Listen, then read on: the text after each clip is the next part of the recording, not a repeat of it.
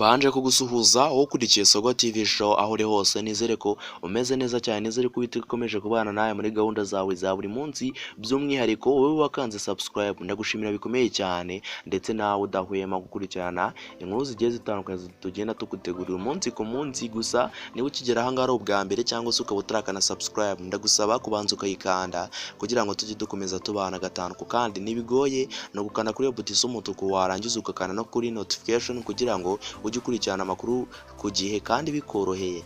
Kuri uyu munsi tugiye kugaruka ku witwa Jacques Rutayumba uherutse gutangazwaho inkuru mbi cyane, inkuru y'incamugongo, iyi nkuru ibabaje cyane, inkuru yababaje benshi, gusa ni inkuru yababaje abantu batagira umubare kuri Jacques Rutayumba rero uherutse gupfusha umufasha we, ubaherutse gushakana imbere y'Imana ndetse n'imbere y'amategeko. Barasezeranye yaba imbere y'Imana ndetse n'imbere y'amategeko. Jacques Rutayumba uwo yapfushije nta wundi akaba yitwa umutesi wa Kenya. Umutesi wa Kenya rero yakundaga urukundo rutagira ingano, uwitwa Jacques Rutayumba rero nawe yakundaga urukundo rutagira ingano, uwitwa umutesi wa Kenya. Umutesi wa Kenya rero yishwe n'amarozi, niko biri guhwihwiswa bivuga, ariko polisi y'igihugu cyangwa se ikigo gishinzwe ubugenzacyaha RIB gitangaza yuko umutesi wa Kenya yaba yarishwe na acide, ariko nyine ubwo muri make ni uburozi,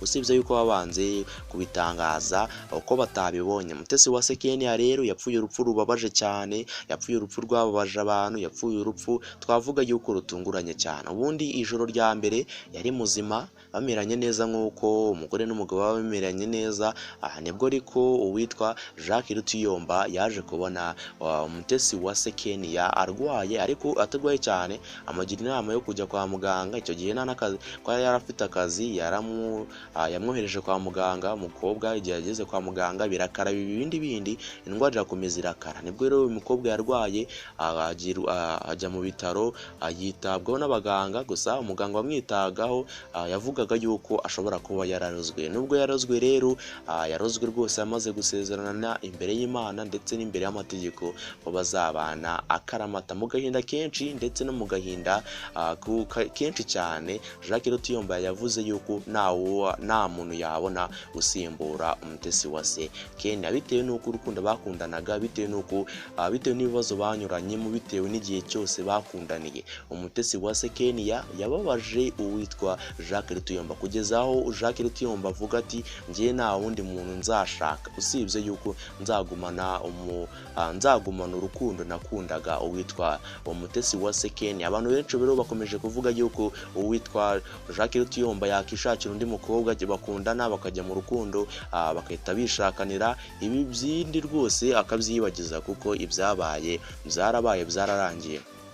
Kuri uyu munsi rero tariki ya 13 z'ukwezi kwa kabiri niyo tariki Jacques Rutayumba yahuriyeho n'uwitwa umutesi wa Kenya, akaba ariwe banashakanye, niyo tariki bakundaniyeho. Uyu munsi rero Jacques Rutayumba akaba yongeye kujya kwibuka nyuma y'iminsi mike cyane. Jacques Rutayumba yongeye kujya kwibuka uwitwa umutesi wa Kenya, yagiye kumwibuka. Rero impamvu yagiye kumwibuka igitaraganya nuko tariki ya 13 z'ukwezi kwa kabiri niyo tariki bamenyaniyeho, niyo tariki bakundaniyeho, niyo tariki babwiranye yuko bakundana kandi rwose bimeranya neza cyane. Jacques Rutayumba yavuze yuko uwitwa umutesi wa Kenya bamaranye igihe kitari gito bakundana, bamaranye igihe kitari gito rwose bakundana kandi bari mu rukundo, ariko ntibizaza kugenda neza, biba ngombwa yuko amucika akisubirira iwabo wa bose mu ijoro.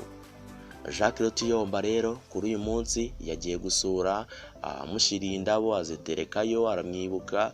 Ibyabaye yarabyirengagiza, aravuga ati reka njye gutangira ubundi buzima. Ariko twagerageje kumubaza ati se Jacques Rutayumba, ushobora kuba ugiye gushaka undi mukunzi mukajya mu rukundo? Jacques Rutayumba mu magambo make yasubije avuga ati njyewe nta wundi nabona wasimbura umufasha wanjye, uwitwa umutesi wa Kenya. Umutesi wa Kenya rero yakundwaga bikomeye cyane, yakundwaga n'uwitwa Jacques Rutayumba, kuko be baranashakanye imbere y'Imana ndetse n'imbere y'amategeko, barasezerana byemewe. Ariko ikibabaje nuko nta n'akana na kamwe bari bafite. Byari bababaje cyane, kuko n'imiryango igihe bakorana ubukwe ntiyigeze yitabira ubukwe bwabo kuko abenshi batangazaga yuko imiryango rwose itamiranye neza. Gusa nibyo koko ntago igihe bakora ubukwe bwabo abakoze ubukwe imiryango itabyishimiye, imiryango itabishaka, bavuga ati ntago mugomba gushakana, ariko kubera ubushake ndetse n'urukundo bakundanaga baravuga ati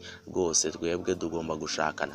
Jacques Rutayumba yabanje gutera ibirivi uwitwa Umutesiwase Kenya, amanza kumutera ivi amusaba yuko yamubera umugore. Umukobwa aravuga ati cyane rwose nzakubera umugore kandi nzakubera umufasha mwiza, nzakurerera abana.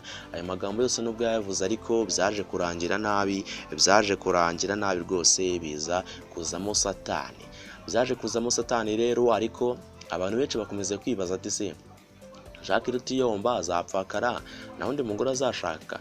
Jacques Rutayumba rero nawe akavuga ati njyewe ndabirahiye imbere y'Imana ndetse n'imbere y'abantu, ndavuze ati njyewe sinzigera n'undi muntu nzavugisha cyangwa se umushyire mu byo gukundana ngo akundane nanjye nindangiza ngo dushakane. Wapi rwose. Jacques Rutayumba rero abantu benshi bakomeje kumubaza ati se Jacques Rutayumba ntabwo ukeneye kubaka umuryango? Jacques Rutayumba agasubiza avuga ati njyewe nubwo nkeneye kubaka umuryango ariko nifuzaga kubaka umuryango tunyuzwe rwose ndi kumwe n'uwitwa Umutesiwase Kenya. Umutesiwase rero ubwo idahari, Jacques Rutayumba naratangaza yuko wenda ari mu rukundo n'undi mukobwa, gusa igihe kiracyari gito, wenda nihashira umwaka tuzabona Jacques Rutayumba yongeye gusubirana agashaka umugore ndetse kandi akabyara abana, agakuza umuryango, hakabaho neza nk'ibisanzwe nk'uko yabanagaho n'uwitwa Umutesiwase Kenya. Icyo musaba kanda subscribe kuri iyi channel, ukanda like kuri iyi channel, unasharinga iyi video ku nshuti zawe,